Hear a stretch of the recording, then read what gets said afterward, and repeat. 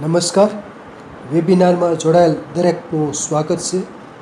આજે ગિરનારી મંડળનો 855મો વેબિનાર છે. વક્તા છે અમદાવાદના ડૉક્ટર જે.એન. પુરોહિત સાહેબ, જેઓ આપણને આજે શિયાળામાં પરેશાન કરતા રોગોની માહિતી અને સારવાર અંતર્ગત શ્વાસ, ક્ષય અને શ્વાસ વિશે માહિતી આપશે. શ્વાસ, ક્ષય અને શ્વાસ ભાગ 2. ડૉક્ટર જૈન પુરોહિત સાહેબને વિનંતી કે તેઓ પોતાનું વક્તવ્ય હવે શરૂ કરી શકે છે. નમસ્કાર સાહેબ. જય ધન્વંતરી.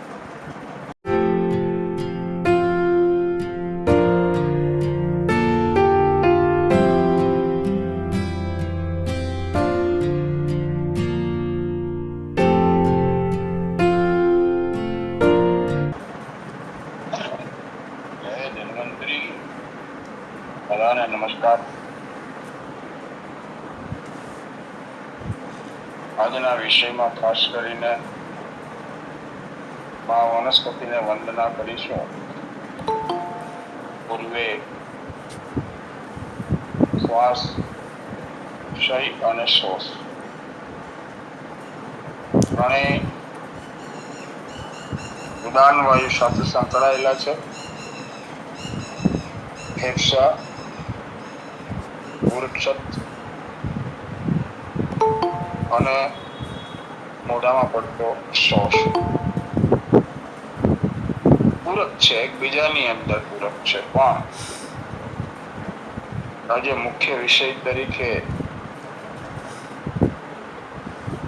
જે રોગની શરૂઆત ક્યારે થઈ એ તો ખબર નથી, પણ 200-250 વર્ષથી પણ કદાચ પૂર્વેના કાળમાં તો આપણે ના કહી શકીએ કે ક્ષય, ચંદ્રને પણ ક્ષય થયેલો છે. તો ક્ષય શબ્દ તો જ્યારે 15 દિવસની વધ અને 15 દિવસની વધ અને શુક્લ પક્ષ અને કૃષ્ણ પક્ષ ચંદ્રને ક્ષય થયેલો ગણાય છે. હજારો વર્ષો પહેલા પણ ક્ષય શબ્દ હશે, પણ વનસ્પતિને વંદના કરી આજના વેબિનારમાં શક્ય બને એટલી ક્ષય, ટીબી, ટ્યુબરક્લોસિસ અને મેડિકલની પરિભાષામાં જેને પોક્સ કહેવામાં આવે છે, એના વિશે વાતો કરીશું.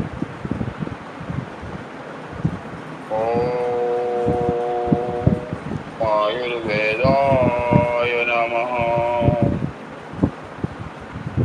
ઓમ આયુર્બલમ યશો વર્ચ પ્રજા પશૂનવશૂનિ ચ બ્રહ્મ પ્રજ્ઞાંચ મેઘાંચ તન્નો દેહી વનસ્પતયે તન્નો દેહી વનસ્પતયે. ઓમ શાંતિ શાંતિ શાંતિ. વિષય ખૂબ જ ગહન છે, કારણ કે પૂર્વેના કાળમાં અત્યારે જેટલા આપણે કેન્સરથી ગભરાય છે તેના કરતા પણ ડબલ ભય માણસને ટીબી થાય એટલે માણસ જીવનથી હારી જતો અને મૃત્યુ નિશ્ચિંત છે, અને મૃત્યુ નિશ્ચિંત હતું પણ ખરું. આ ટાઈપનો એક રોગ એટલે ક્ષય, ટ્યુબરક્લોસિસ પણ આપણે એને કહીએ છીએ. ટ્યુબરક્લોસિસ એટલે કે ટીબી માઇક્રોબેક્ટેરિયલ બેક્ટેરિયામાંથી થાય છે. ટીબી શરીરના ઘણા બધા અંગોમાં થઈ શકે છે, પણ કોમન ફેફસાનો ટીબી છે. વધારે પડતો ટીબી ફેફસામાં વધારે થતો હોય છે, આંતરડામાં પણ ટીબી થાય છે, મગજનો પણ ટીબી થાય છે, હાડકામાં પણ ટીબીની અસર આવે છે, ચામડી, આંખો અને બહુ જ ભાગ્યે લીવર અને બરોડનો પણ ટીબી થતો હોય છે, કિડનીનો પણ ટીબી થતો હોય છે. જે જગ્યાએ ક્ષીણ થાય અને ક્ષય થાય એને ટીબી કહેવાય.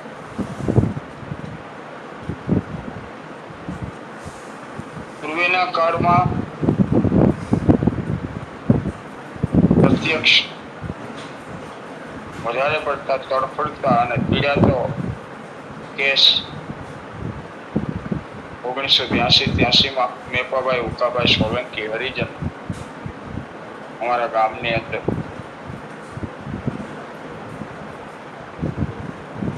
અસ્થિક્ષય હાડકાનો ટીબી, જેને બોન ટીબી કહેવામાં આવે, ત્યારે એક અનુભવ્યું કે બોન ટીબી ની છેલ્લી અવસ્થા એટલે સહન કરવાની શક્તિ તો ઈશ્વર જ આપે. માણસ પથારીની અંદર ઉછળકૂદ કરે આટલો ભયંકર હાડકાનો ટીબી હોય છે. હાડકા એકદમ ક્ષીણ થાય, અંદરથી ખતમ થઈ જાય અને એનો જે દુખાવો એટલો અસહ્ય હોય કે સહન કરવાની શક્તિ ઈશ્વર એમને આપે. આવી માણસને અંદરથી એક ઈચ્છા થઈ જતી.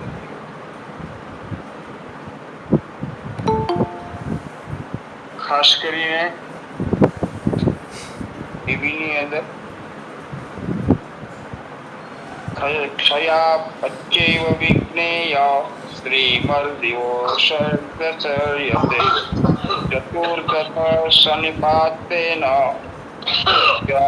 સ્યાદુરક્ષતા.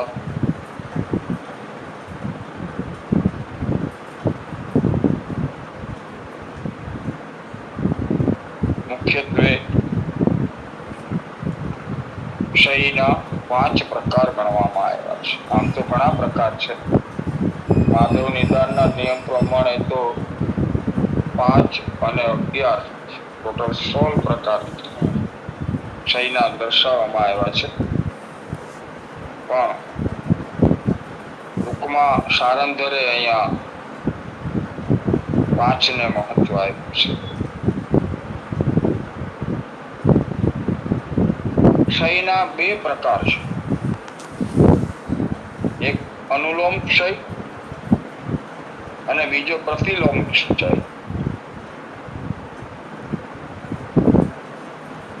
અનુલોમન અને પ્રતિલોમન આ 2 પ્રક્રિયા શરીરમાં હરેક જગ્યા ઉપર થતી. વાયુનું અનુલોમન થવું એટલે નીચે જવી અને પ્રતિલોમ થવી એટલે આધમાન વાયુ. આધમાન અને અનુલોમ શબ્દ આપણા માટે હવે તો લગભગ જોડાતા બધા રીઢા ભગત થઈ ગયા હોય ને એવું લાગે, એટલે બધાને લગભગ આવા શબ્દોનો તો ખ્યાલ હોય જ છે. પ્રતિલોમ એટલે નીચેથી ઉપરની સાઈડ જવું અને અનુલોમ એટલે ઉપરથી નીચેની બાજુ. એમ ક્ષયના 2 પ્રકાર છે. મુખ્યત્વે ક્ષય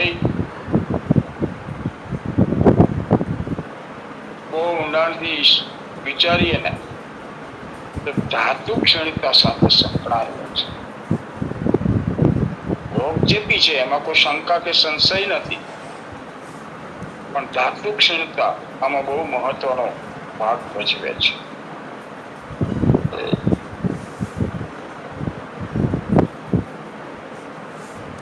વધુ ખાવાથી અજીર્ણમાંથી થાય, ચેપી પવનમાંથી થાય અને પ્રતિલોમની અંદર પેલા રસ સુકાય, પછી રક્ત ઓછું થાય, પછી માંસ અને મેદ આ ક્ષીણ થાય, શરીર હાડ માંસના લોચા જેવું પાતળું થઈ જાય, ત્યારબાદ એની અસર અસ્થિ અને મજા ઉપર આવે.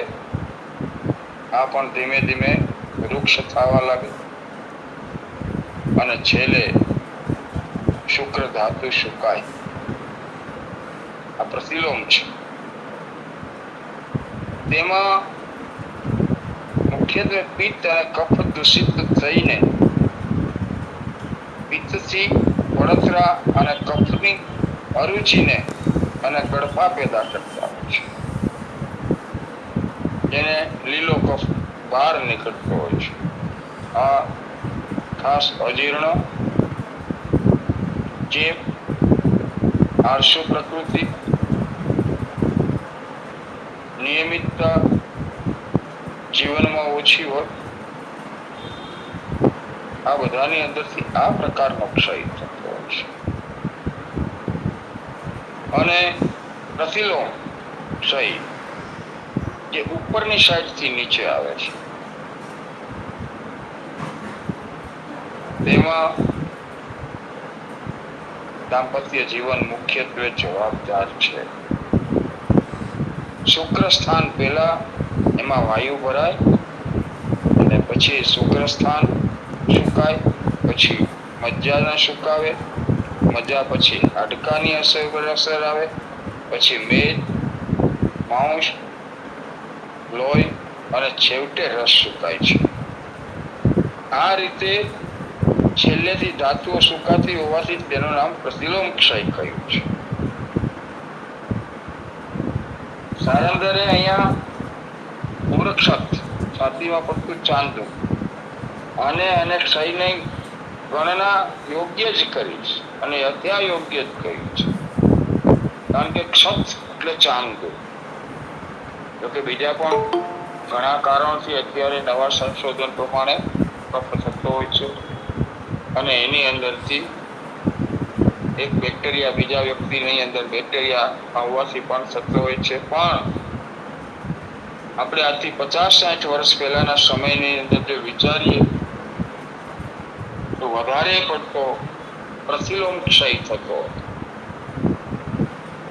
કારણ કે આપણે વધારે પડતા અનલિમિટેડ કહી શકાય એવી સ્થિતિમાં બાળકોના જન્મ થતા હતા. મર્યાદામાં બોલું છું, 6, 7 થી લઈને 10, 12 સુધીની સંખ્યાઓ જોવા મળતી હતી. આને કારણે પ્રતિલોમ ક્ષય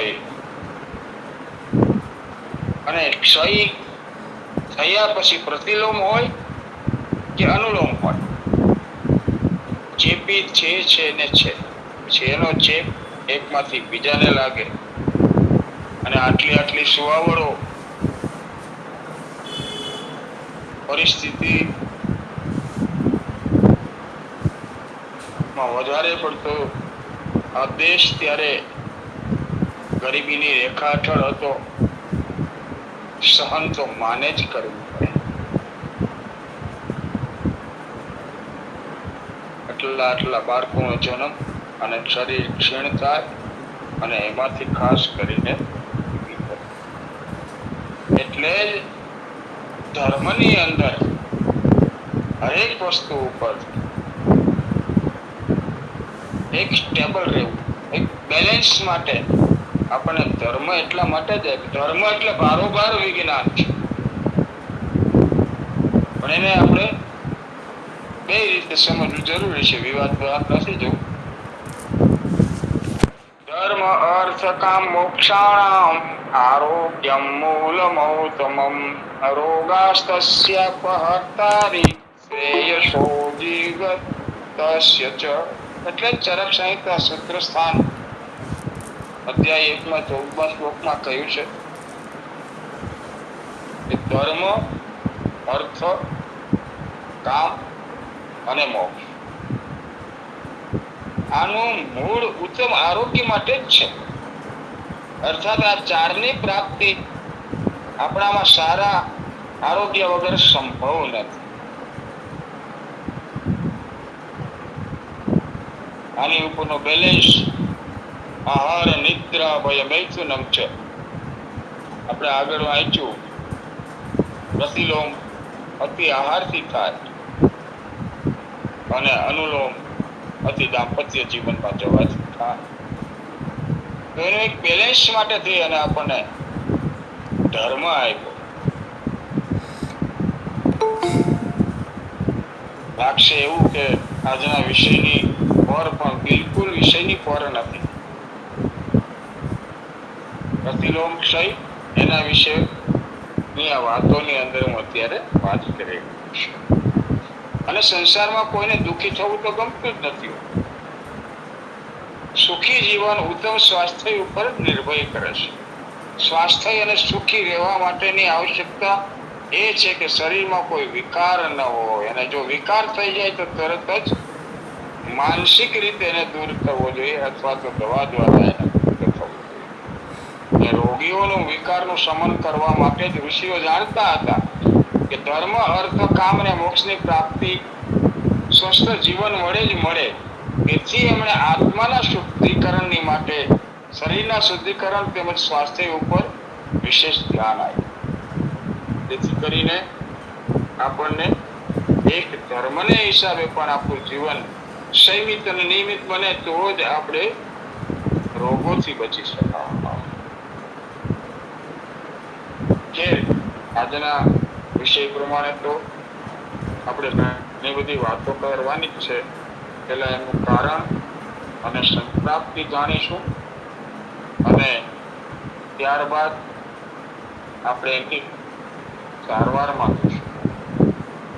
તો રાજ્યક્ષમાં સતક્ષીણ મુખ્યત્વે એનું નિદાન બહુ મહત્વનું છે. દર વખતે નિદાન માટે થઈ અને વારંવાર હું અને આદરણીય શ્રી ઠક્કર સાહેબ કહેતા હોય છે કે રોગના નિદાન વિના દવા સમજણપૂર્વક જે ન લેવાય તો પરિણામ ભોગવવું પડતું હોય છે. એટલે અપાન વાયુ, મળમૂત્ર વગેરે કુદરતી આદતો રોકવાથી, અતિશય દાંપત્ય જીવનમાં જવાથી, અતિશય ઈર્ષા અને અતિશય ઉપવાસ, અતિશય ઈર્ષા અને અતિશય શોક, આવા ઘણા કારણોને હિસાબે ધાતુઓનો ક્ષય થવાથી, ગજા ઉપરાંત શારીરિક મહેનત કરવાથી, આપણે મેં આગળ વાત કરી 50-60 વર્ષ પહેલા તો આ જ સ્થિતિ હતી ને, બીજું શું હતું?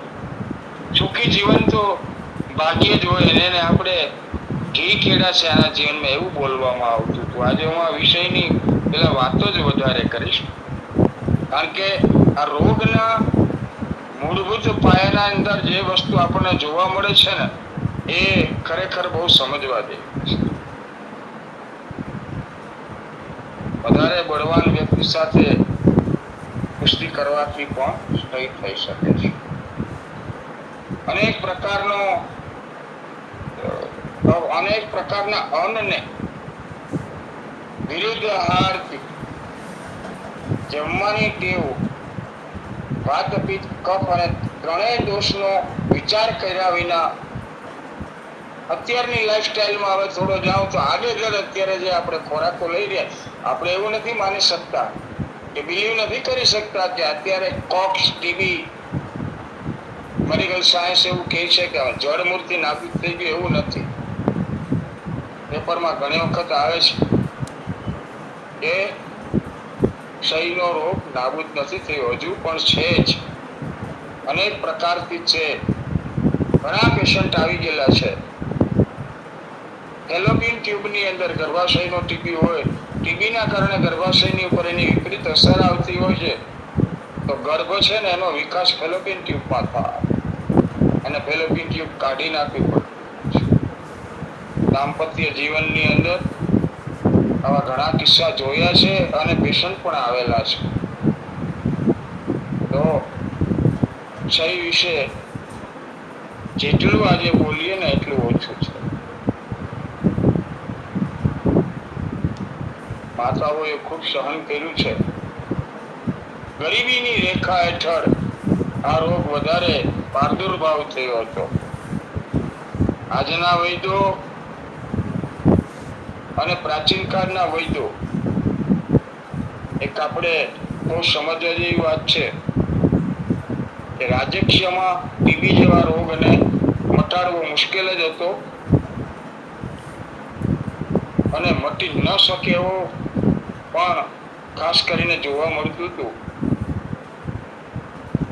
મેડિકલ સાયન્સે ત્યારે એવો દાવો કરેલો કે બીસીજીની રસી અને એમિસ્ટેરિયનના 90 પછી પાછો 1 મહિના બંધ કરીને 90 એટલે 6 મહિના સુધી ઇન્જેક્શનોના કોર્સ કરાવતા એ પછી એની આખી સારવાર આવી માણસ થોડુંક લાંબુ જીવી શક્યો.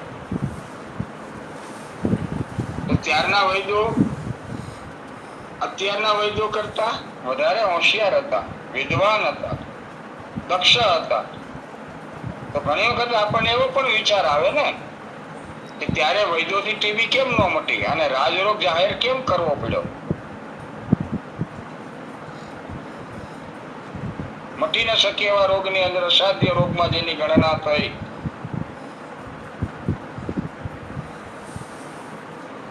કારણ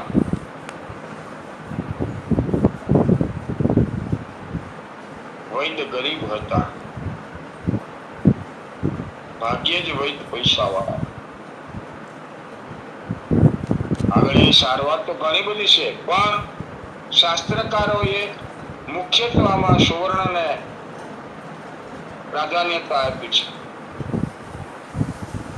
અને સુવર્ણ ભસ્મથી આજે પણ ઘણા બધા આપણા વૈદ્યો બોક્સને મટાડી શકે છે.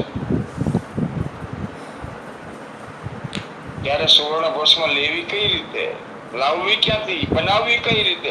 અત્યારની જેમ બધું અવેલેબલ નહોતું કે સર્ચ મારી અને તરત મળી જાય. પૈસા હતા નહીં.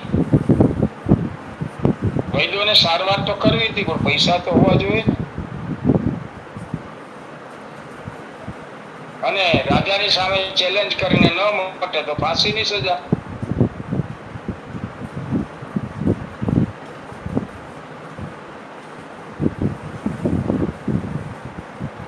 બે બાજુથી પિશાચ હોય તો સુડી વચ્ચે સોપારીને જેમ. વનસ્પતિ પણ એટલી અવેલેબલ હતી નહીં. ભસ્મ, ક્ષાર કઈ મળી શકતું નહીં હતું. અને બધાથી વિશેષ તો માનવ જાત આખી ગરીબ પરિસ્થિતિમાંથી પસાર થતી હતી.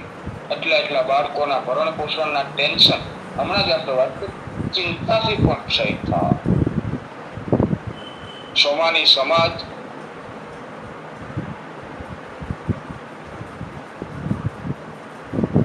ચિંતાનો વિષય બને. મુખ્યત્વે 60 થી 70% દેશ ખેતી ઉપર આધારિત હતા. ભણતર કેવું? છોકરાઓ મોટા થાય એટલે સીધા ખેતીમાં લગાડી દેવાના અથવા મૂલ મજૂરી કરવા મોકલી દેવાના, આવી સ્થિતિ હતી. ચિંતા છે ચતુરાઈ ઘટે તેમ ચિંતાથી પણ રાજ્યક્ષમાનો આપણને આપણે આગળ એની નિદાનની અંદર વાંચ્યું છે. ઈર્ષા, ઉપવાસ, ચિંતા આ બધાથી ક્ષયરોગ ઉત્પન્ન થતો હતો. એટલે આજે પણ ક્ષય છે જ. છતાં પણ ધૂળિયા વાતાવરણમાંથી બહાર નીકળ્યા, 80% માણસ સુખી થયો તો યોગ્ય સારવાર. અહીં વાદ વિવાદમાં હું નથી જતો, એલોપેથિક અને આયુર્વેદિક બંનેની વાત કરું છું. માણસ સુખી છે, સારવાર કરાવી શકે છે. અને બધાથી વિશેષ તો માની તંદુરસ્તી સુધરી છે. બહુ મને બોલવાની આજે આના ઉપર ઈચ્છા. 1 થી 2 બાળક અને ક્યાં 8 થી 10 બાળક.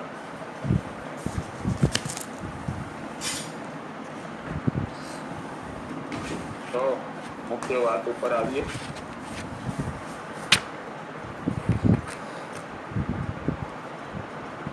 રક્તપિત્ત અને રાજ્યક્ષમાનું નિદાન કરવું અઘરું હોય છે. ચિકિત્સા અને ઉપયોગીમાં 4 પ્રકારના દૂરના કારણો કયા છે: વેગ, વાયુ, મૂત્ર અને મળ આ બધાના વેગ સમજ. બગાસામાં પણ વેગ જ હોય છે. બગાસા વગેરે બધા વેગોને ધારણ કરવા જોઈએ એવા વચન પ્રમાણે બગાસા વગેરેનો વેગ અહીં સમજવો નહીં. જનકે કહ્યું છે કે શરમાવાથી, ધૃણાથી કે ભયથી અપાન વાયુ, મૂત્ર અને ઝાડાના આવેલા વેગને જ્યારે માણસ રોકે છે ત્યારે તે વેગની પ્રતિઘાતથી કુપિત થયેલો વાયુ કફ અને પિત્તને ખળભળાવી શરદી, સળેખમ, અતિસાર અને ક્ષયના વિકારને ઉત્પન્ન કરે છે. પાછું થાય તો એના માટે લોકોને બહુ શરમ થતી પેલા. એટલે અપાન વાયુ દૂષિત થાય. આ જ રીતે એમાંથી પણ એક ક્ષય ઉત્પન્ન થાય. ક્ષીયતા અને ઇતિ ક્ષય શબ્દથી જ દાંપત્ય જીવન, વધારે ઉપવાસ, ઈર્ષા, શોક, ચિંતા વગેરે ધાતુ ક્ષયના કારણો સમજવા જોઈએ. આવી રીતે ત્રિદોષજન્ય પણ એક શરીરની અંદર ત્રણેય દોષો જ્યારે પોતાની મર્યાદા છોડી અને એકબીજામાં પૂરક બને ત્યારે પણ માણસને ટીબી થાય. સુશ્રુતે કહ્યું છે કે શોષને પણ એક પ્રકારનો સનિપાતિક જ માનવામાં આવે. આજે મેં આ ત્રણેય વિષયોને સાથે એટલા માટે લીધા છે. ઉધરસ, ક્ષય, શોષ અને શ્વાસ. આ ચારે ચાર સાથે છે. એમાંથી ત્રણ ઉપર જ આપણે બાકી. તો શોષ એ પણ એક સુશ્રુતના પેલા પ્રમાણે વચન પ્રમાણે ત્રિદોષ જ છે. અને ત્રિદોષથી મળીને ભેદના અનેક રોગો વિશે પણ એમણે કહ્યું છે. સનિપાતિક જ માનવામાં આવે છે શોષને પણ. પણ આજે આપણે શોષ કરતા ક્ષય ઉપર વધારે વાત કરશું. આચાર્યોએ વાયુના પ્રકોપથી જઠરાગ્નિને કુપિત થાય છે અને જઠરાગ્નિ દૂષિત થઈ અને અનેક પ્રકારનો પિત્તનો પણ પ્રકોપ થાય છે. હેતુ ચતુષ્ટાયા એ શબ્દોથી રાજ્યમાં અથવા અસંખ્ય કારણો હોવા છતાં પણ ઘણા બધા મુખ્ય આપણે જે આજે વાત કરી રહ્યા છે એમાંના 4 કારણોથી શોષ વધારે ઉત્પન્ન થયેલો છે. સુશ્રુત એનો એકદમ બહુ વ્યવસ્થિત રીતે આપણને સમજાવ્યું છે. જેમ આપણે હમણાં કહ્યું તેમ ધર્મ, અર્થ, કામ અને મોક્ષ. ઘણી બધી ચેષ્ટાઓ, ઘણા બધા રોગીઓની અલગ અલગ પ્રકૃતિ, દોષ, પછી ભયભીત થયેલાને વધારે થવાની શક્યતા હોય છે. સંપાતિ તરીકે વિચારીએ તો કફની પ્રધાનતા વાળા વાયુ, પિત્ત દોષથી રસાદી ધાતુઓથી વહેનારી નળીઓ અથવા શિરા ધમનીઓ બંધ થતા અનુલોમ, રસક્ષય, રક્તક્ષય, માંસ, મેદ, અસ્થિ આ બધાની અંદર ક્ષય ઉત્પન્ન થયેલો હોય ત્યારે એનું નિદાન કરવું અઘરું થઈ ગયું. હાડકા અને શરીર જ્યારે માળા જેવું બની જતું હોય છે ત્યાર પછીથી એની સારવાર કરવી અશક્ય બની જતી હોય છે. પૂર્વરૂપ તરીકે જોઈએ તો ક્ષય રોગની અંદર વધારે પડતું થૂકવું, સળેખમ, બળખા નીકળવા, ઘણી બધી નહીં ખાવાની વસ્તુની ખાવાની ઈચ્છા થઈ, વધારે પડતું મોહાંધ બનવું, વાસનામાં અંધ થવું, આવી બધી વસ્તુઓનું માધવે બહુ સરસ એના નિદાનની અંદર પણ ઉલ્લેખ કરેલા છે. તો ક્ષયના 3 કારણો મુખ્યત્વે છે. ત્રિરૂપ ક્ષયના લક્ષણો એટલે કે પીડા, હાથની ઉપરનો ભાગનો ખંભો. હવે આપણે મુખ્ય નિદાન ઉપર આવીએ છીએ ધીમે ધીમે. પીડાપણું, બે બાજુના પાર્શ્વનું સૂળ એટલે કે બે બાજુ પડખાની અંદર દુખાવો થવો, ડાબી બાજુ પડખું વાળીને સૂઈએ તો તરત સંતાપ થવો, દુખાવો થવો, હાથ પગ એકદમ પાતળા થઈ જવા, પગમાં અને હાથમાં દાહ થવો. આ રીતે 3 લક્ષણો રાજ્યક્ષમાની અંદર પહેલાના સમયમાં જોવા મળતા. અને આ 3 લક્ષણો ચરકે કયા છે? આજે આપણે ચરક, સુશ્રુત, સારંગ અને માધવ આ ચારની વાતોને સાથે લઈને વાતો કરી રહ્યા છે. તો આગળ જેમ મેં કહ્યું તે રીતે મુખ્ય 3 અને ત્યાર પછી 11 લક્ષણો બીજા પણ એ 3 જેવા જ સમજવા. ઓજે પણ કહ્યું છે કે રાજ્યક્ષમા રોગી, ખાંસી, જ્વર, રક્તપિત્ત એ 3 લક્ષણ વાળો હોય છે, પણ બીજા એના ઘણા બધા ભેદ છે. અને એ ભેદ એટલે રાજ્યક્ષમા વાયુના સંબંધથી રોગીઓનો સાથ, એટલે આપણે અવાજ બેસી જવો, એટલે કે તેનો અવાજ ખુલ્લો સંભળાતો નથી, ખંભામાં તથા પડકામાં સૂર, પાંસળીઓમાં દુખાવો, ખભા ખેંચાવાની પીડા થવી, આવી રીતે તાવ, અતિસાર, મોઢામાંથી લોહી પડવું, કફના સંબંધ સાથે વધારે પડતો આ રોગ ઉત્પન્ન થતો હોય છે અને ધીમે ધીમે સ્વરભેદ પણ થતો હોય છે. રાજ્યક્ષમા વાત, પિત્ત અને કફ એમાં મુખ્ય 3 દોષ છે અને આ રોગના 11 રૂપે લક્ષણોના વ્યાધિથી પ્રભાવિત થઈને વેચાઈ ગયેલા છે. આ રીતે હજુ પ્રકરણ તો ખૂબ લાંબુ છે, પણ ક્ષયના આપણે પ્રકાર વિશે વાત કરી ગયા છીએ. તો આપણે બને એટલું હવે એની સારવાર બાજુ જવાની કોશિશ કરીએ.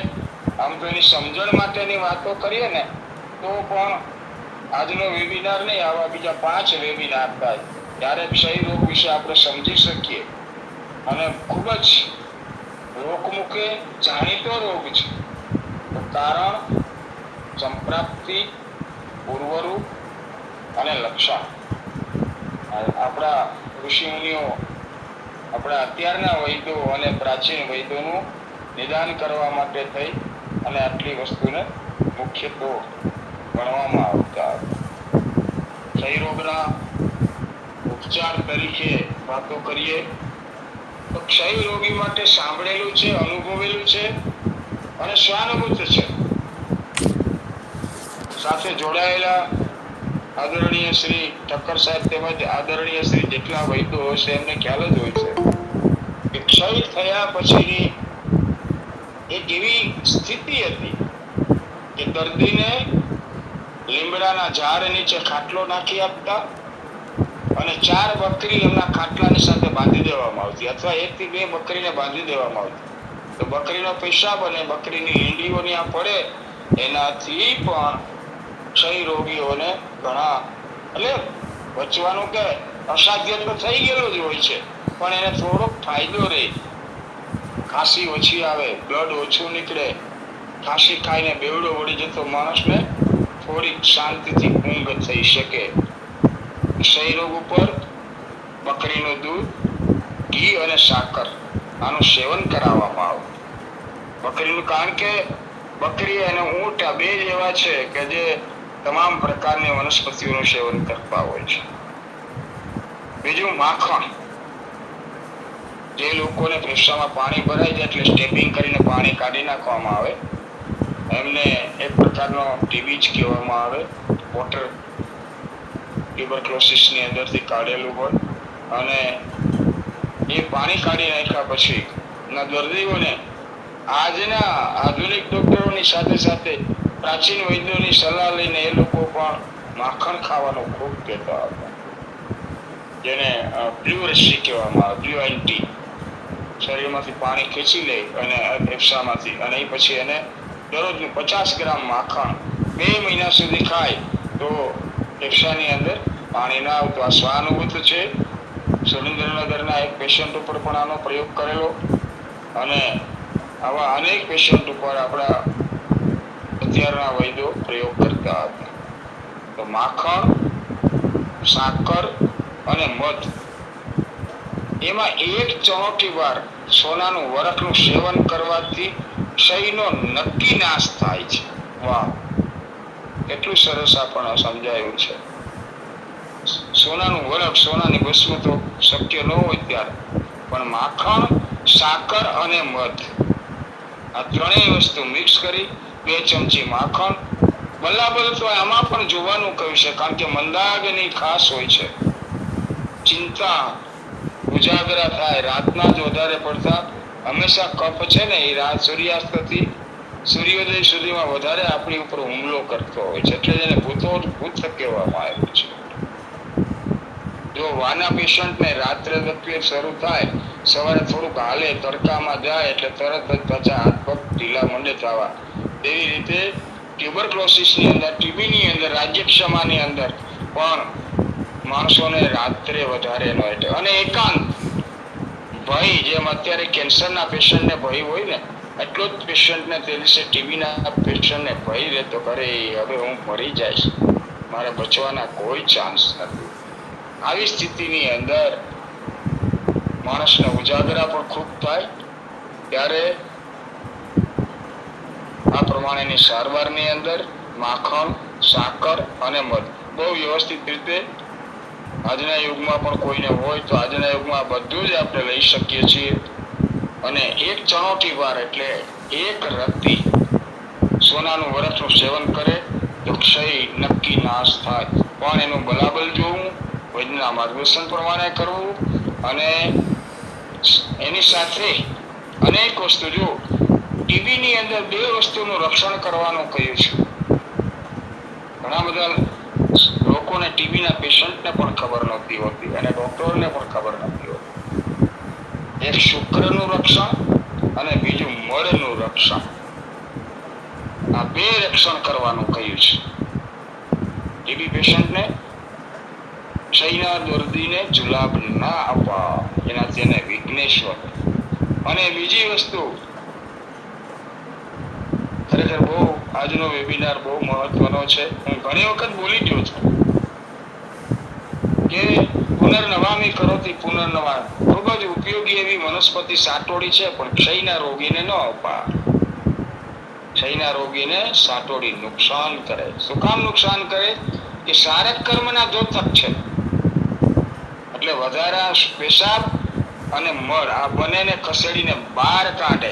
હવે ક્ષયના પેશન્ટને જુલાબ આપી શકાતો નથી. એટલે આવી સ્થિતિની અંદર એક નાના નાના પોઈન્ટનું જો વ્યવસ્થિત રીતે એનું સંક્રમણ થાય તો આપણને વેબિનારની અંદરની સાચી સમજણ આવે અને સાચી રીતે આપણને ઉપયોગ કરવાની ઈચ્છા થાય. કારણ કે આ ગિરનારી મંડળ છે, બધા જ સાટોડીને અમુક પ્રકારની દવાઓના જાણકાર હોય, પણ કઈ દવા ક્યારે ન આપવી એના માટે આજે આ વાતને અહીંયા લીધેલી છે. તો બકરીનું દૂધ, માખણ, સાકર, મધ, ચણોઠી વાર સોનાના વરખ સાથે, સીતોપલાદિક ચૂર્ણમાં પણ ક્ષયને રોકવાની તાકાત છે. પણ પહેલા જ્યારે ક્ષયની શરૂઆત હોય ત્યારે સીતોપલાદિક પણ કામ કરી શકે છે. પછી વ્યક્તિ મજબૂત હોય એવા લોકોને સામાન્ય દવાઓની પણ અસર આવી શકે. આજે પણ આપણે શરદી અને ઉધરસમાં પણ સીતોપલાદિકને મહત્વ આપીએ જ છીએ, કારણ કે એક જ ફોલિક એસિડનું કામ કરતી, અને આ ફોલિક એસિડ ચાંદાને રૂજાવે અને ફોલિક એસિડ નામની દવાઓ આપણને મળતી હોય છે. તો એને આપણા આયુર્વેદ શાસ્ત્રમાં ફોલિક એસિડ એટલે સીતોપલાદિક છે. ખાલી ચાંદા પડ્યા હોય, મોઢામાં કોગળા કરી નાખો દૂધમાં નાખીને તોય ચાંદા મટી જાય. તો ક્ષત એટલે ચાંદુ, ને ક્ષયની અંદર પણ ચાંદાઓ જ જવાબદાર હોય છે, ચાંદુ જ જવાબદાર હોય છે. તો સીતોપલાદિક ચૂર્ણ પણ એટલું સરસ કામ કરે છે. ત્યારબાદ લવંગાદી ચૂર્ણ, લવિંગનું ચૂર્ણ અહીંયા શાસ્ત્રએ બતાવ્યું. શું કામ બતાવ્યું? આજે મને લાગે છે કે સારવાર પૂરી નહીં થાય. તો લવિંગનું ચૂર્ણ એટલા માટે કે લવિંગની અંદર સૂક્ષ્મ જંતુઓનો નાશ કરવાની તાકાત છે. WBC નું કાઉન્ટ ઘટે નહીં, એટલે શ્વેતાણુને બેલેન્સ રાખે અને વાયુનો પ્રકોપ ન થવા દે, આમનો પ્રકોપ ન થવા દે, આમને પણ રોકે, કફને પણ રોકે અને પોતાની ઉષ્ણતાથી જંતુઓનો નાશ કરે. તો ટીબીની અંદરના બેક્ટેરિયા, આપણે પહેલા જોઈએ ને ટ્યુબરક્લોસિસ, બેક્ટ્રોક્ટ્રોકની બેક્ટેરિયલ માંથી જ આ ટીબીનો રોગ ઉત્પન્ન થતો હોય. નિદાન બહુ મહત્વનું છે. ઋષિ મુનિઓ તો આપણને ખૂબ કહીને ગયા છે. અને લવિંગનું આમ ફક્ત ને લવિંગ છે એ બકરીના દૂધની અંદર ટીબી પેશન્ટને ખાલી 2 લવિંગ નાખીને એવું 2 કપ દૂધ બનાવીને પછી લવિંગ કાઢી નાખવા, કદાચ ક્ષત હોય તો બળતરા થઈ શકે. એટલે સમજણપૂર્વક વૈદ્યોના માર્ગદર્શન નીચે અથવા પોતાના સોચ બુદ્ધિથી એનો ઉપયોગ કરવો. લવંગાદી ચૂર્ણ આપવાથી પણ સરસ મજાનું પરિણામ મળે છે. ત્યારબાદ જેનો ઉપયોગ કોક જ વય લેવા હોય કે ન કર્યો હોય એવી એટલે અશ્વગંધાદી ચૂર્ણ પણ ખૂબ જ ઉપયોગી છે. કારણ કે અશ્વગંધાને અહીં એટલા માટે લીધેલી છે કે તો અશ્વગંધા જેમ સુકાયેલા ઝાડ ઉપર પાણીને રેડવામાં આવે અને વૃક્ષ લીલું થાય એમ શુક્રાણુને એટલી ઝડપથી શુક્રને વધારવાની તાકાત અશ્વગંધામાં છે. બીજી રીતે ખૂબ ચિતરેલી છે ઉત્તેજનાઓ માટે પણ. એના કરતા અશ્વગંધાની અંદર મુખ્યત્વે રેત વધારવાની તાકાત છે. ગરમ પાણી સાથે 15 દિવસ સુધી અશ્વગંધાનું સેવન કરે તો જેમ લાંબા સમય પછી ઝાડ ઉપર પાણી પડે અને ઝાડ નવપલ્લિત થાય એવી રીતે શુક્ર અને શુક્ર ધાતુઓની વૃદ્ધિ થાય. તો અહીંયા આપણે પહેલા જ વાત કરી છે અનુલોમ અને પ્રતિલોમને સમજો. તો પ્રતિલોમથી થયેલા ક્ષયની અંદર અશ્વગંધા ખૂબ સરસ મજાનું કાર્ય કરે છે. ત્યાર પછી અગ્નિમાંદ ને કારણે શરીરની અંદર ક્ષત અને ક્ષતની અંદરની બળતરામાં એલાદી ચૂર્ણ આજે જેટલી વસ્તુ બતાવું છું ને એ બધી આપણે ઘરગથ્થુ ઉપચાર તરીકે આપણા ઘરમાં જ હોય એવી બધી વસ્તુ છે. લવિંગ હોય, સીતોપલાદિક અત્યારે બધાના ઘરમાં હોય, અશ્વગંધા હોય, માખણ સાકર હોય, એક સોનાનું વર્ક વારથી લેવું પડે જરૂર પડે તો. ત્યાર પછી એલાદી ચૂર્ણ છે એ શીતળ છે. એલચીમાં પણ ઘણું છે. એલચી પણ અગ્નિને પ્રદીપ્ત કરે. ઉજાગરો હોય ને એલચી ખાજો ધીમી બળતરા થશે. શું કામ? એ પણ અગ્નિને પ્રદીપ્ત રાખે, મંદાગ્નિને વધવા ન દે અને શીતળ છે એટલે ગરમીનું પ્રમાણ ઓછું કરે છે. ત્યાં એલચીના દાણા, તમાલપત્ર, નાગકેસર અને લવિંગ એકને એક પૂરક છે. આપણે લવિંગની વાત કરી તો લવિંગ પાછું આમાં પણ આવી જાય છે. તો એલાદી ચૂર્ણ બનાવવા માટે થઈને એલચી દાણા, તમાલપત્ર, નાગકેસર, લવિંગ આ બધું સંભાગ લેવું અને ખારેક એનાથી ડબલ લેવી. ખારેકને પાણીમાં પલાળી ઠળિયા કાઢી મસળી અને પછી એને ઉપયોગમાં લઈ શકાય. એટલે ઠળિયાને નીકળી જાય એટલે એ સંભાગ થઈ જશે. કાળી દ્રાક્ષ મુખ્યત્વે કાળી દ્રાક્ષની પાછળથી સળી અને બીજ કાઢી નાખેલી એટલે એ બે ભાગ લો તો આટલું કાઢી નાખ્યા પછી એ પણ એક જ ભાગ રહે. ત્યાર પછી મુખ્ય ઔષધ તરીકેની આ વાત છે નાગકેસર, ખારેક, લવિંગ, કાળી દ્રાક્ષ, જેઠીમધ, સાકર, લીંડી પીપર આટલા ઔષધને ભેગા કરી સર્વત્ર એક કરી અને એમાંથી સીતોપલાદિકની સાથે મધમાં 1 રત્તી જેટલું જો આપવામાં આવે તો અત્યારના પહેલા સમયની અંદર ખાલી ક્ષય જ નહીં, તાવ, શરદી, ઉધરસ આ બધાની અંદર શોષ પડતો હોય આ બધાની અંદર આ એલાદી ચૂર્ણ ખૂબ સરસ મજાનું કામ કરે છે. અને બધા જ રોગમાં અત્યારે જેમ વાત કરી સાહેબે અને ઠક્કર સાહેબે કે બરોબર સમય પ્રમાણે આજનો વેબિનાર છે તો આજના આ સમયની અંદર એલાદી ચૂર્ણ બહુ મહત્વનું છે અને એ લઈ શકાય છે.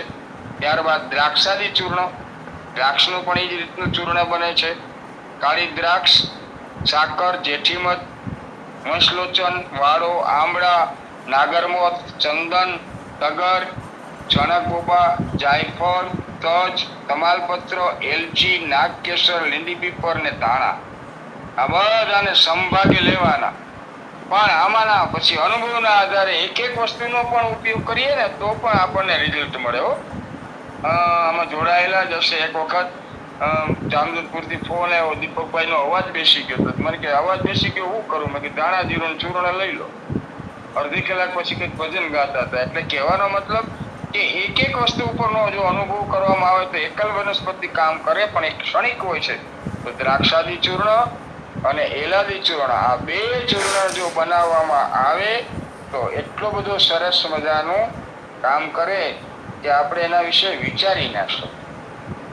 અને આ ચૂર્ણ ધાણાના સંભાગ્ય બરાબર સાકર નાખીને સેવન કરવાથી કેટલા ફાયદા કરે છે. પિત્ત એટલે એસિડિટી વાળા માટે પણ કામ કરે છે. પિત્ત દાહ જો અહીંયા પિત્ત અને પિત્ત દાહને અલગ ગણવામાં આવ્યું છે.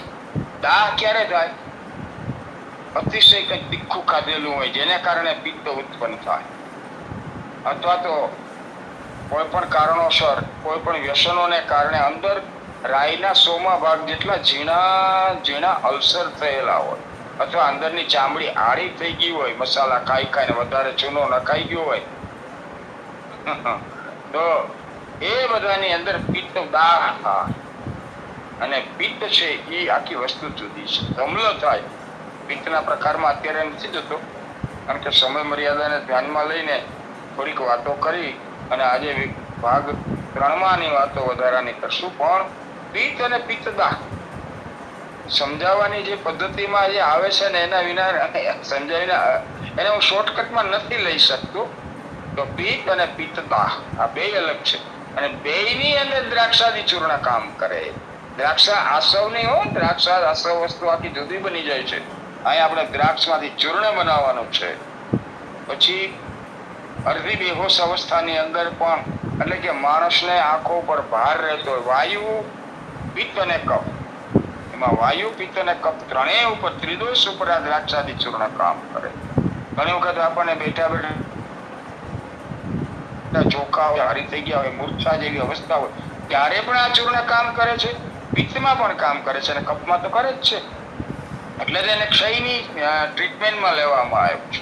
પછી ઉલટી થતી હોય, અરુચિ, જમવાની ઈચ્છા ન થતી હોય, આવી વખતે પણ દ્રાક્ષાદી ચૂર્ણનું સેવન કરી શકાય. શરીરને કાંતિ બને વધારવા વાળું છે.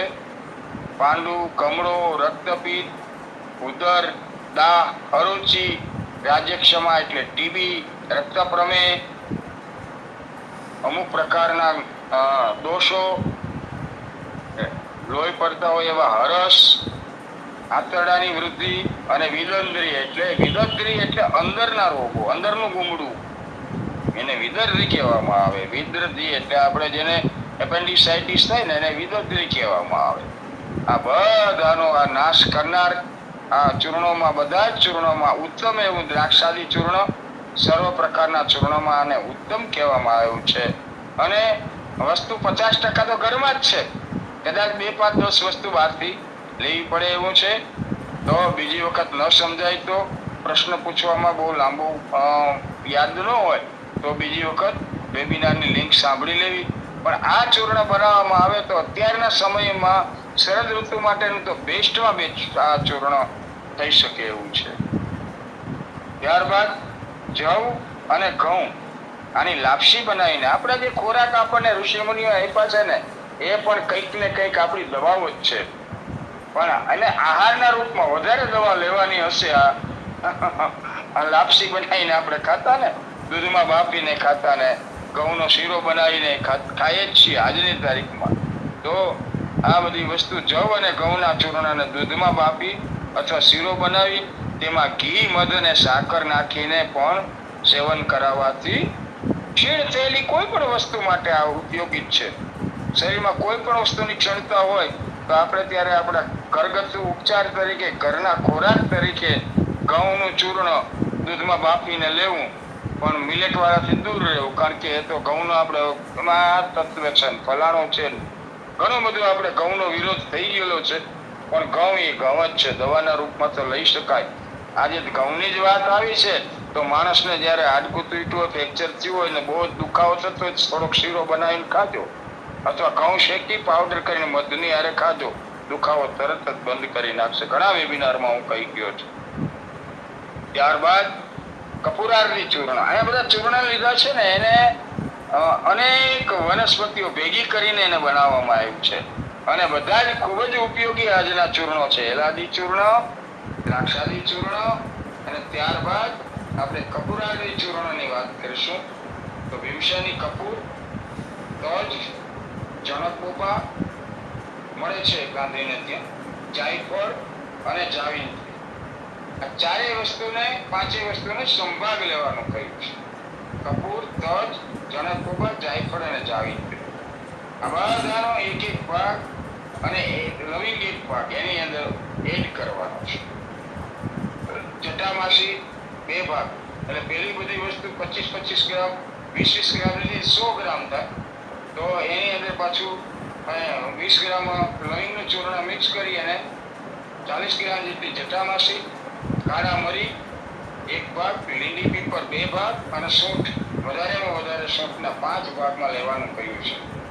આ પ્રમાણે લઈ ચૂર્ણ કરી ચૂર્ણ જેટલી સાકર નાખી અને જે ચૂર્ણ આપવું હિતાવહ છે, તાવ, ક્ષય, ઉધરસ, પીનસ એટલે નાકની અંદર થતો એક રોગ, દમ, ઉલટી અને કંઠના તમામ રોગોમાં અનુપાન પ્રમાણે વૈદ્યો પાસે એમના હતી એમનું અનુપાન લઈ અને આનું સેવન કરાવવામાં આવે તો ખૂબ જ સરસ મજાનું કપૂરાદી ચૂર્ણ પણ આપણને સરસ મજાનું પરિણામ આપી શકે છે.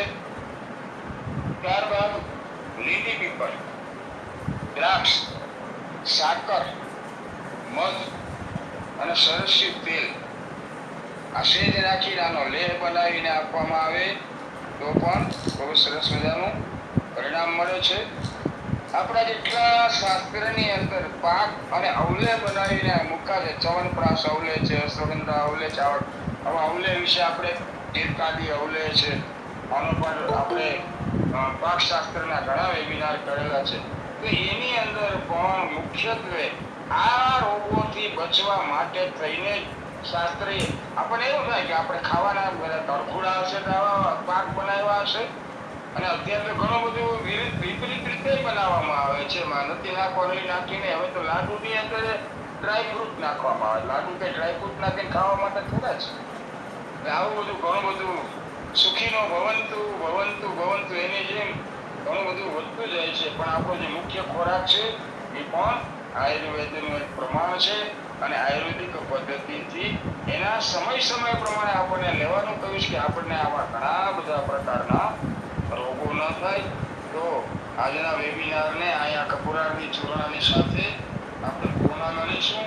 આવતા ભાગ 3ની અંદર વધારાની સારવાર અને શોષરોગ વિશે વાતો કરીશું. સર્વત્ર સુખિનઃ સંતુ સર્વે સંતુ નિરામયા સર્વે ભદ્રાણિ પશ્યન્તુ મા કશ્ચિત દુઃખમાપ્યુનાથ. ઓમ શાંતિ શાંતિ સુખિનો ભવન્તુ ભવન્તુ ભવન્તુ. ખૂબ ખૂબ આભાર ડૉક્ટર જૈન પુરોહિત સાહેબનો, જેમણે શ્વાસ, ક્ષય અને શોષ, આજે ક્ષય વિશે, ક્ષય એટલે કે ટ્યુબરક્યુલોસિસ, ટીબી, એના વિશે વાત કરી. અગાઉ જે બીસીજીની રસી નહોતી થતા ત્યારે શું છે કષ્ટસાધ્ય કે અસાધ્ય જેવું હતું. પછી બીસીજીની રસી ક્ષય માટે મૂકવામાં આવે છે અને ક્ષયના દર્દીને અલાયદો, ચેપી રોગ છે એટલે અલાયદો રાખવા માટે અલગ અલગ વ્યવસ્થા પણ હતી. G3 જે અમરગઢ નદી ક્ષયની હોસ્પિટલ હતી, એવી જ રીતે કેશોદ પાસે અક્ષયગઢ, ચાવંડ પાસે કૈલાસધામ, તો આ રીતનું અલગ અલગ ટીબીની હોસ્પિટલ પણ હતી. અત્યારે ટીબીની હોસ્પિટલ લગભગ બધે બંધ થઈ ગઈ છે, પણ હજુ ટીબીના દર્દીઓ તો હોય જ છે. પણ હવે આધુનિક એવી બધી ઘણી બધી દવાઓ આવી ગઈ છે, એન્ટીબાયોટિક્સ ને ઘણું બધું, એટલે જલ્દી રિકવર થતો હોય છે. બાકી ટીબી કષ્ટસાધ્ય ગણેલ છે. ખાસ કરીને કફમાં લોહી નીકળતું હોય છે, કફ સાથે જે ગળફામાં લોહી નીકળતું હોય છે. અને બાકી તો સાહેબે ઘણા બધા ક્ષયના પ્રકાર જણાવેલ છે. હવે વૈદ્યશ્રી વિનોદભાઈ ઠક્કર સાહેબ 2 શબ્દો કહેશે. ઠક્કર સાહેબ. જય ધન્વંતરી. પુરોહિત સાહેબે યથાર્થ સમય, સિઝન અને ધ્યાનમાં રહીને વેબિનાર લે છે અને બહુ વિસ્તારથી માહિતી આપે છે. વર્તમાન સમયની પાક છે એટલે આ બધું ધ્યાન રાખીને જે વેબિનાર એમને પ્રેરણા થઈ અને જે લઈ રહ્યા છે તે બદલ પુરોહિત સાહેબનો પહેલા તો આભાર. બીજી વાતો ઘણી છે પણ આપણે 2-3 વાતો મારે કરવી છે, પણ એ આપણે કોઈને પ્રશ્નોત્તરી પતે પછી આપણે કરીશું. આની અમુક વિશિષ્ટ વિશિષ્ટતા છે આ રોગની, એના ઉપર થોડો પ્રકાશ પાડવો છે. એટલે એ પછીથી કોઈ પ્રશ્નોત્તરી પતી જાય અને પછી આપણે કોઈ સમય અનુકૂળતા હશે તો આપણે થોડીક વિસ્તારથી એના ઉપર વાતો કરીશું. અસ્તુ. સરસ સરસ. હવે બકરીનું દૂધ અને અરડુસી એ કંઈક ટીબીમાં વપરાય છે, એના વિશે પુરોહિત સાહેબ પ્રકાશ પાડો. બકરીનું દૂધ અને અરડુસી. પુરોહિત સાહેબ. હા સોરી, પેલું મને આદત છે ને બંધ કરી દેવાની. ખાસ કરીને બ્રોન્કાઇટિસ ની અંદર, એટલે કે ક્ષતની અંદર વધારે પડતું રક્તપિત્ત સાથે થયેલું. કારણ કે ક્ષયના આપણે 11 પ્રકાર જોયા. વાતપિત્ત ને કફની સાથે સાથે રક્તપિત્ત અને દાંપત્ય ઘણી બધી વાતો. તો રક્તપિત્તની બેસ્ટમાં બેસ્ટ મેડિસિન હોય ને તો એ અરડુસી છે. અને ક્ષયની મુખ્ય દવા તરીકે બકરીનું દૂધ છે. એટલે બહુ સરસ શાસ્ત્રીય પ્રયોગ છે કે અરડુસીનો રસ અને બકરીનું દૂધ લેવામાં આવે તો એના ચાંદુ આગળ ન વધે, ચાંદાને આગળ ન વધવા દે. ક્ષય થયેલું હોય એ આગળ ન વધે અને લોહીનું શુદ્ધિકરણ થાય. લોહીનું શુદ્ધિકરણ થાય, સાથે સાથે કફનું પણ શુદ્ધિકરણ થાય. એટલે એ ખૂબ જ સરસ અરડુસી કામ કરે છે અને બકરીના દૂધ સાથે લઈ શકાય. અસ્તુ. બરાબર છે. બીજું આ કલ્યાણ વટક, એ પણ દ્રાક્ષાથી વટીને કહે છે કે અલગ કોઈ છે? કલ્યાણ વટક કે આવે છે દ્રાક્ષમાંથી બને છે? એટલે એક વાર પછી અલગ રીતે પાઠ બનાવેલો હશે. એટલે દ્રાક્ષમાંથી બનતું હોય તો એમાં તો ઘણી બધી પ્રકારની ઈશ્વાકુ મોદક છે, કપૂરારતી છે, દ્રાક્ષાદી છે. પણ દ્રાક્ષાદી ચૂર્ણની અંદર લગભગ બધું જ આવી જતું હોય છે અને એ વિશે પછી ઠક્કર સાહેબ વાત કરશે. બરાબર છે. બીજો કંકાસવ, એ પણ ટીબીમાં ઉપયોગી થઈ શકે, શ્વાસમાં વપરાય છે, શ્વાસ અને ઉધરસમાં. શ્વાસમાં વાપરી શકાય પણ કંકાસવ ટીબીમાં ના આપી શકાય. કારણ કે કંકાસ એ તીક્ષ્ણ છે, ચતુરો છે. હવે અહીંયા માનસિક સ્થિતિને સુધારવાની જરૂરત હોય છે. એટલે મગજના ટીબીની અંદર કંકાસવ આપી શકાય, જેને મેનિન્જાઇટિસ આપણે કે મગજનો ટીબી કહે છે ને. મગજમાં એક પ્રકારનું પાણી ભરાતું હોય છે અને મેનિન્જાઇટિસ પણ એને કહેતા હોય છે. તાવને કારણે થતો એક રોગ હોય છે અને બ્રેઇન કોક્સ પણ થતી હોય છે. તો એની અંદર કંકાસે વાપરી શકાય, પણ જે છાતીની અંદર ચાંદુ પડેલું હોય એમાં કંકાસે ત્યાજ્ય છે. અસ્તુ. બરાબર છે. હવે ઠક્કર સાહેબ કંઈક પ્રકાશ પાડવા માંગે છે. બોલો ઠક્કર સાહેબ. સાહેબ, એ કલ્યાણ વટકની આપણે વાત કરી ને, એ કલ્યાણ વટક વિશે થોડું કહેવું છે. કલ્યાણ વટકમાં 3 જ ઔષધ આવે છે અને સામાન્ય રીતે એમાં સારી ઉચ્ચ ક્વોલિટીની હરડે, જે પાણીમાં ડૂબે એવી હરડે લેવાની છે, તરે એવી નહીં. વજનમાં વધારે હોય એવી હરડે. કાળી દ્રાક્ષ, બિયાવાળી કાળી દ્રાક્ષને ધોઈ અને એને લસોટી અને હરડે એની સાથે લસોટી, અને ત્રીજું અંદર આવે સાકર. આ 3ને ભેગી કરીને કલ્યાણ વટક બને. અને કલ્યાણ વટક એ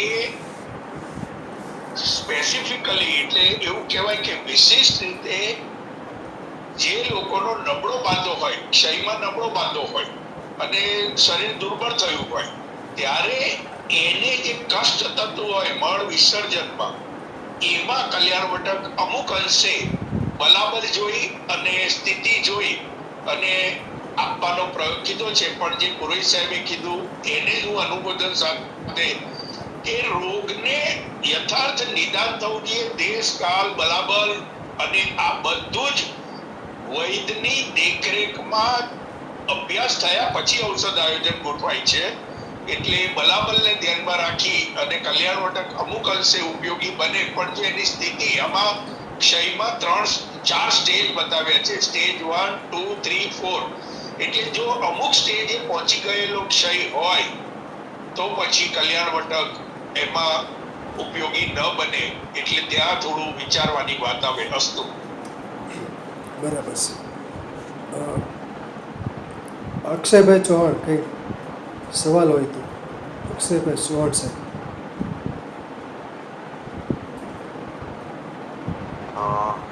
આજે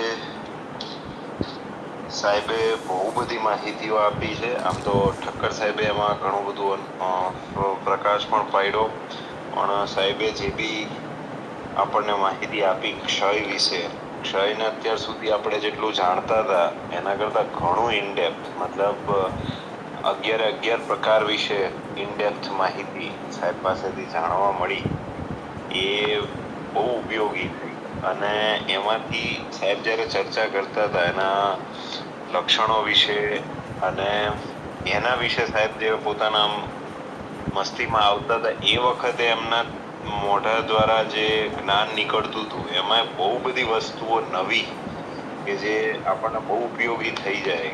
જેમ કે સાહેબે કીધું કે ઘઉંની જે વાત કરી એમણે કે ભાઈ ઘઉંનો શીરો છે એ ધાતુનો જે ઘસારો થાય છે આપણને શરીરમાં એની પૂર્તિ તરીકે ઉપયોગી છે. જવ અને ઘઉંની લાપસીની વાત કરી એમણે. પછી કાલે પણ લવિંગાદી ચૂર્ણની વાત આવી હતી, આજે પણ આવી. એલાદી ચૂર્ણની વાત કાલે બહુ એમણે બ્રીફ લીધી હતી, આજે બહુ ઇનડેપ્થ જઈ અને એમણે આપી. તો એ બધી વસ્તુઓને જે જ્ઞાન મળ્યું. દ્રાક્ષાદી ચૂર્ણની વાત કાલે થઈ હતી, આજે પણ થઈ કે કઈ રીતે એ ઉધરસની અંદર આપણને અને સળેખામથી માંડીને બધામાં કામ આવે છે. પછી કાલે આપણે જે રક્તપિત્તની સાહેબે બહુ ભાર દઈને કાલે વાત કરી હતી, આજે પણ એમાં સાહેબે વાત કરી. પછી લિતોપલાદી અને સુવર્ણનો ઉપયોગ કેટલું ઉપયોગી થઈ શકે સુવર્ણ. આ વખતે ખબર પડી કે એક આપણે ચણોઠી ભાર સુવર્ણ લઈ અને એનો ઉપયોગ કઈ રીતે આની અંદર કરી શકાય. સીતોપલાદી મધ અને કાલે સાહેબે જે જેઠી મધનો પ્રયોગ કીધો હતો એ મને જ ઉપયોગી થઈ ગયો. કાલે એક અઠવાડિયાથી ટ્રાવેલિંગ હતું અને શરદી ઉધરસ વધી ગયા હતા, તો એના લીધે થઈ અને ગળફામાં લોહી દેખાણું પરમ દિવસે રાતે. એટલે કાલે સીતોપલાદી અને એની સાથે જેઠીમધ સાહેબનું સાંભળી અને શરૂ કર્યું, આજે બંધ થઈ ગયું. અને વ્યવસ્થિત રીતે બધું જ થોડું ઘણું હું જાણતો હતો, થોડુંક સાહેબનું માર્ગદર્શન ને એ રીતે તો આજથી બધું જ નોર્મલ થઈ ગયું. મતલબ એકદમ જ આખી શરદી ઉધરસ જતી જ રહી હોય એ પ્રમાણેનું એકદમ નોર્મલ થવા માંડ્યું.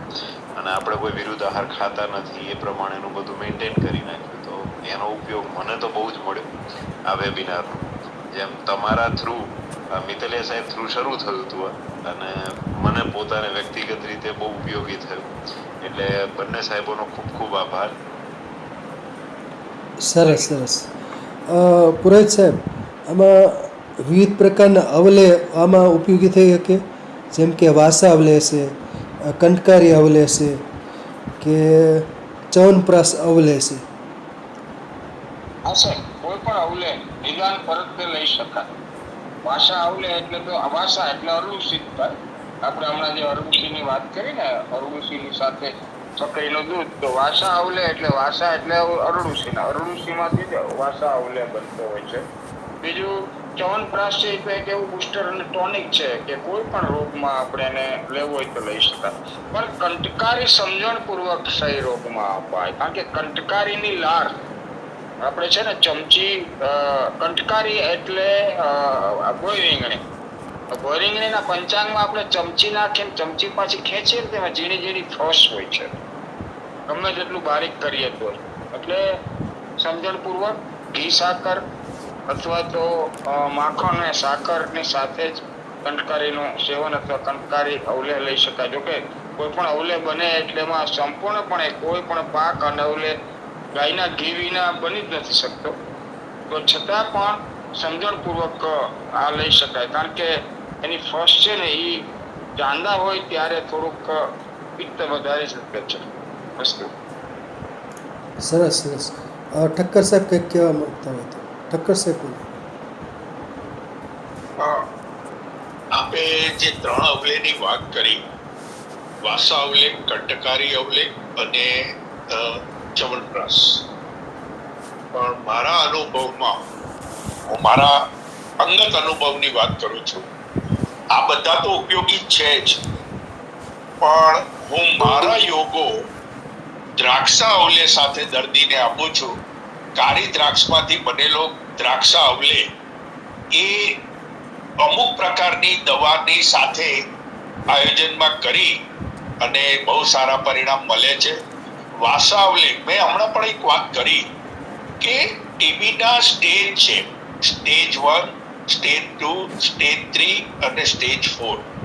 હવે એ સ્ટેજ પ્રમાણે ઔષધ આયોજન જો ગોઠવાય, ઘણી વાર શું થાય કે સ્ટેજ 1 નો દર્દી હોય અને સ્ટેજ 3 ની દવાઓનું આપણને જ્ઞાન હોવાથી આપણે ઔષધ આયોજનનું એટલી ડેપ્થ ના સમજતા હોઈએ કે ભાઈ આ ઔષધ આમાં વપરાય કે નહીં, અને આપી દઈએ. દર્દીને તરત રાહત દેખાય એટલે દર્દી ખુશ થઈ જાય, પણ એની જે અગ્નિની ક્ષમતા અને એની બલાબલની ક્ષમતાને ધ્યાનમાં રાખીને એમાં જો કંઈક શરતચૂક થઈ જાય તો એ રોગ પૂરતી એને શાંતિ મળી જાય, પણ એનાથી બીજા વિપરીત નવા કંઈક ફળગા ફૂટે.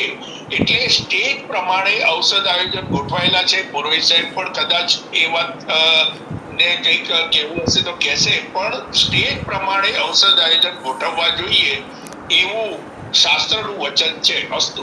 બરાબર છે. બોલો પુરોહિત સાહેબ. સાહેબે બહુ સરસ વાત કરી, સમજણપૂર્વક. અને કોઈ પણ બલાબલ અને દેશકાળ ઋતુને હોય, ટીબી આજે 25 વર્ષના યુવાનને થાય ને 75 વર્ષના વૃદ્ધને પણ થતી હોય છે. એટલે સાહેબે કહ્યું એ પ્રમાણે બલાબલ, એની વય અને એ પ્રમાણે. અને બીજી વાત એ કરવાની હતી, કંટકારી અવલેહ હોય કે વાસા અવલેહ હોય, પણ એના અવલેહના પણ પાછા અલગ અલગ પ્રકાર હોય છે. જેમ કંટકારી અવલેહ છે એ એક છે, એ શ્વાસ માટે જ બનાવવામાં આવતો હોય છે, હૃદય રોગ ને શ્વાસ. એમાં ચિત્રક મૂળ ને પીપળી મૂળ ને સૂંઠ મરી લીંડી પીપર આ મુખ્ય હોય છે. જ્યારે